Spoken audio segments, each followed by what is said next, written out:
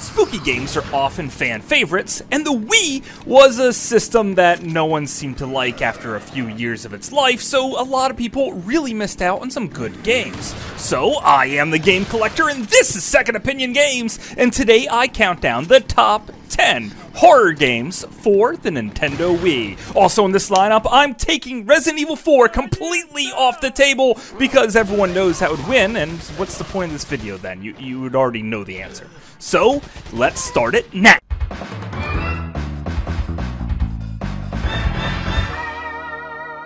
Second Opinion Games. Number 10, Obscura Aftermath. Oh, the good old college days where you could take a lot of drugs and drink energy drinks and drink all night long, and hopefully your friends don't get bludgeoned and murdered. You could play as many stupid college kids, each of them with their own very unique traits. Because, hey, if you're a stupid college kid, you could only do one thing right. But this game is really creepy, even if sometimes it is a little hard to figure out. And the jokes are crude, with the subtlety of taking a brick, smashing it through the window with some type of stupid sexual innuendos, and other completely garbageful stuff. The game itself is actually kind of fun, but don't let that fool you. It's really dumb fun. See how satisfied I am. Pleasure has opened its petals inside my body. A new flower will blossom, and it will be the one that men will not be able to have. Number 9, House of the Dead Overkill.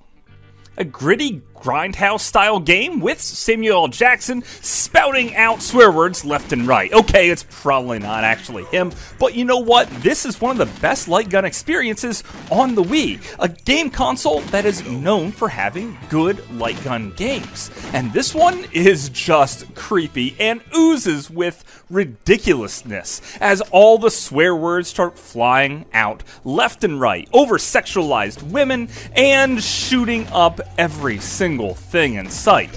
The game itself plays really fun. There's also mini games, 1 to 2 player, and the graphics are actually really good for what the Wii was doing.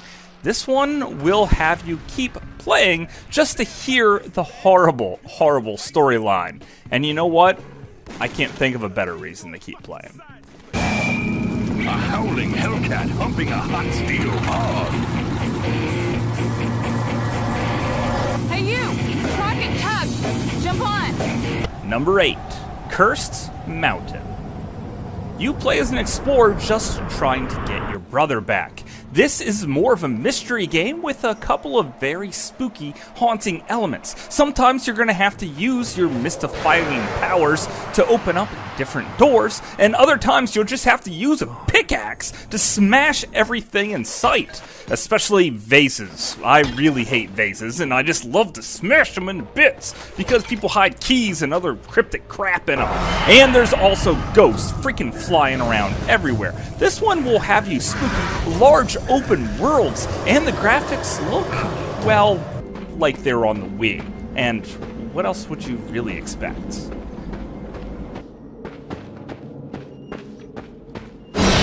Number 7, Dead Space Extraction.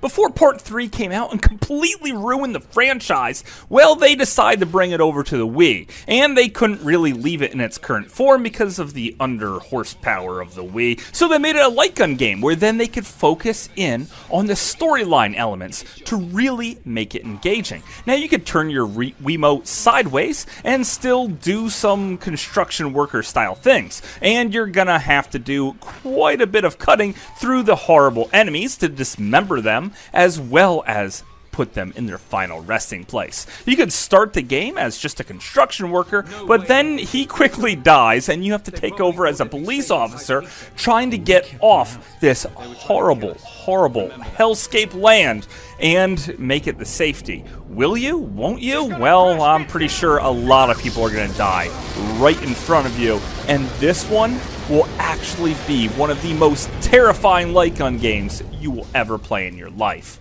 Thank God they focused on that storyline. Oh no. Look at them. All those people. Dead. Every shuttle in the bay destroyed.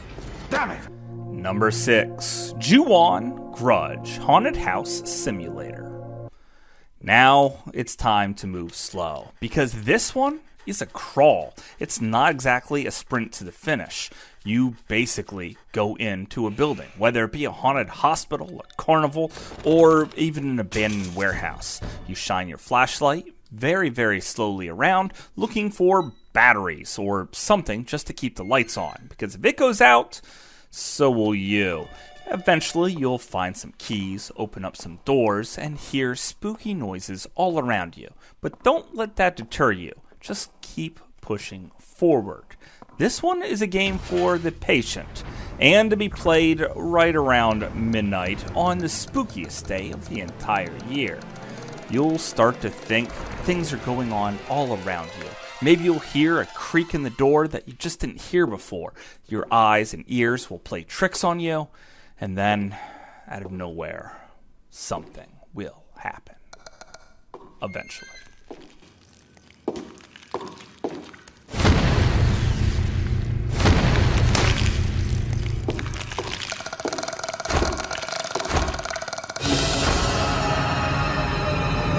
Number 5, Dead Rising Chop Till You Drop.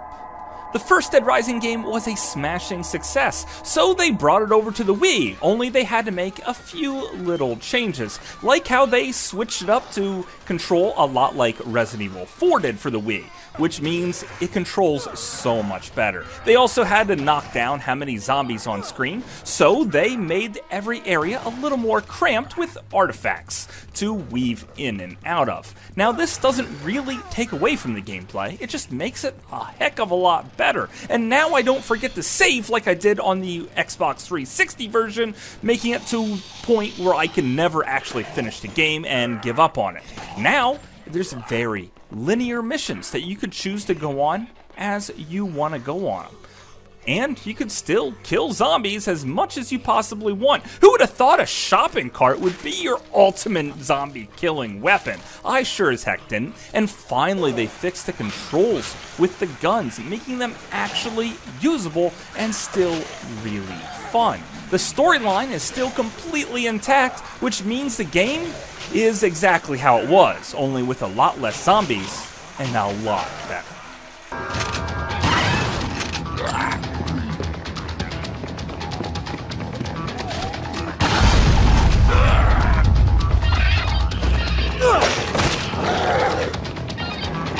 Number 4, Resident Evil Darkside Chronicles.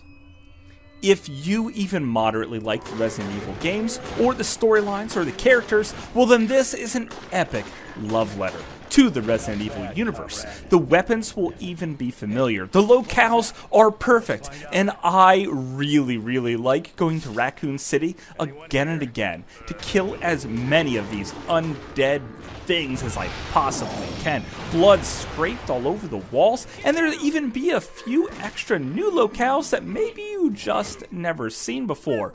You'll see pretty much every character you could ever imagine from Resident Evil, with tons of Easter eggs and stuff hidden around every corner. You could also power up your weapons and do a lot more. This is a light gun game that pushes other light gun games to inspire to be it, and we may never see a light gun game this good ever again.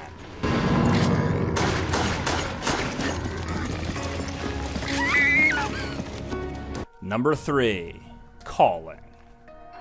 Creepy. Yep, this game is just plain creepy. The controls are actually pretty hard to figure out. You have to use your Wiimote to move things around as if they were your hands, and it just doesn't feel quite right. But what does feel right is the fact that every time you answer the phone, you'll hear it through the speakers on the Wiimote. And it feels like something's over your shoulder every single time this happens. And I'm telling you, the game's creepy. I have goosebumps just talking about it right now, and I'm creeped out. It does actually feel like you're in something real. Maybe all the interactivity, the way the game works, makes you feel like you're in a living, breathing space. And I'm telling you, it's just really, really creepy. I'm at the staircase landing on the second floor.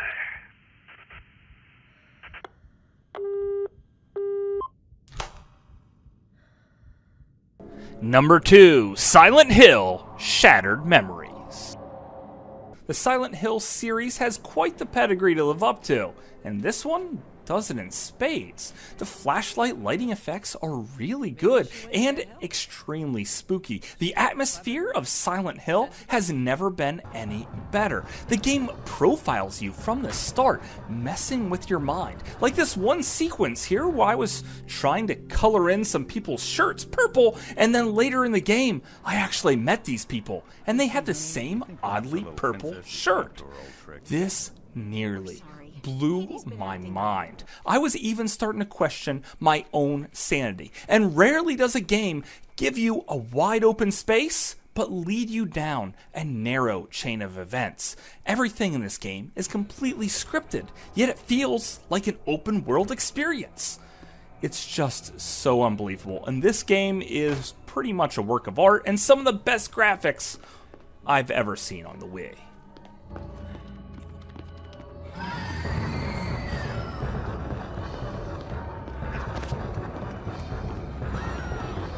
Number 1, Project Zero 2. This one never came out in the States. If it was, it would have been called Fatal Frame 2.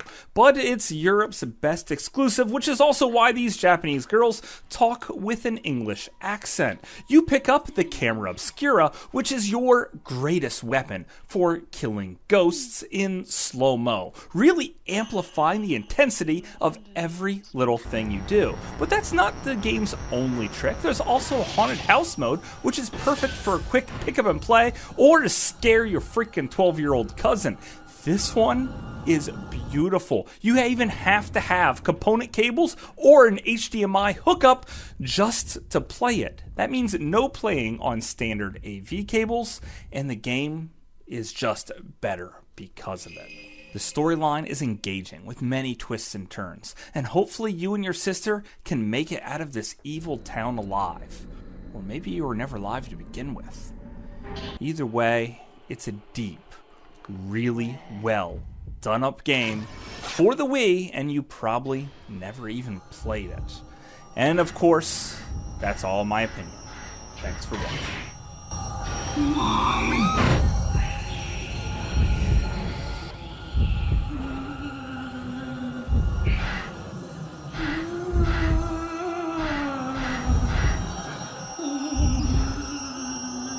So hopefully I inspired you guys to play some Wii a little bit more often. It had tons of horror games on it and a lot of hidden gems that people just never played because they gave up on it a little too early. And you know what? I have tons of different top 10s on the Wii already, so you might as well start exploring and finding more games that you're just gonna fall in love with. Also, I put out new content every single week, and I want to know from you guys, what type of crazy, and I mean crazy ideas, do you want to see me tackle in the future for top 10s?